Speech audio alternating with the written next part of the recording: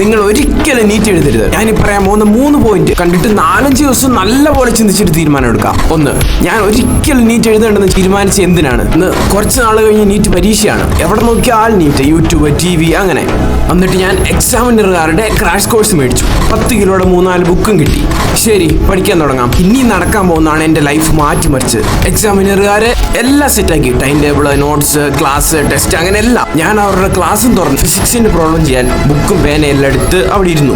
Crash course അല്ലേ, ഒത്തിരി സമയമില്ലല്ലോ, പെട്ടെന്ന് തീർക്കണം. പിന്നെ ക്ലാസ്സിലെ എല്ലാ വണ്ടന്മാരും എഴുതുന്നുണ്ട്. നല്ല കോമ്പറ്റീഷനുമാണ്, മാർക്കും കൂടുതൽ വേണം അഡ്മിഷൻ കിട്ടണമെങ്കിൽ. ഞാൻ മെയിൻ കാര്യം പറയുന്നതിന് മുമ്പ് നിങ്ങൾ ഇത് മനസ്സിലാക്കണം. എനിക്ക് മാത്സ് ഉള്ള ബയോസയൻസിൽ ഫുൾ A+ ഉണ്ട്, 95% മാർക്ക്. എന്നിട്ട് ഈ നീറ്റിന്റെ ക്വസ്റ്റ്യൻ ചെയ്യാൻ തുടങ്ങിയപ്പോൾ റിയാലിറ്റി ഒന്ന് എന്റെ ചെകിട്ടത്തടിച്ചു. എല്ലാവരും ഡോക്ടറായി കിട്ടുന്ന പൈസയും റെസ്പെക്റ്റും വീട്ടുകാരുടെ നാട്ടുകാരുടെ സന്തോഷവും എല്ലാം പറഞ്ഞു.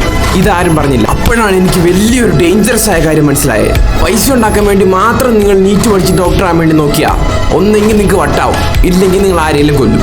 ഇതെന്താ ആരും ചിന്തിക്കാത്തെ? 8 to 10 വർഷം ഇഷ്ടമില്ലാത്ത കാര്യത്തിന് വേണ്ടി ഡെയിലി പട്ടി കഷ്ടപ്പെടുന്ന പോലെ ഇല്ല, സമാധാനം ഇല്ലാതെ പഠിക്കണം. അത് കഴിഞ്ഞ് ഞാൻ എന്താ ചെയ്തേ? അതിൽ നിന്ന് നിങ്ങൾക്ക് ഒരു വലിയ പാഠം കിട്ടും. ഞാൻ അന്തസ്സായിട്ട് കഷ്ടപ്പെട്ട് നീറ്റ് പോലെ തന്നെ പഠിച്ച് CUT എഴുതി. VGU ജയ്പൂരിൽ BBA പഠിക്കുന്നു. ബിസിനസ് എനിക്ക് ഭയങ്കര ഇഷ്ടമാണ്. അതിനുവേണ്ടി എത്ര കഷ്ടപ്പെടാൻ ഞാൻ റെഡിയാണ്. കഷ്ടപ്പെടാതെ ഒന്നും നടക്കത്തില്ല. പക്ഷെ 2 ഓപ്ഷനേ ഉള്ളൂ.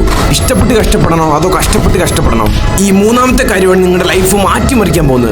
ഞാൻ പറഞ്ഞെന്നും പറഞ്ഞ് നിങ്ങൾ നീറ്റ് എഴുതാതിരിക്കല്ലേ. നിങ്ങളുടെ റിയൽ പാഷൻ ആണെങ്കിൽ അതെങ്ങനെ കണ്ടുപിടിക്കും? ഒറ്റ വഴിയേ ഉള്ളൂ. നിങ്ങൾക്ക് ഏത് ഫീൽഡിലെ പ്രോബ്ലംസ് ആണോ ഫേസ് ചെയ്യാൻ ഇഷ്ടം, അതാണ് നിങ്ങൾക്ക് ബെസ്റ്റ്.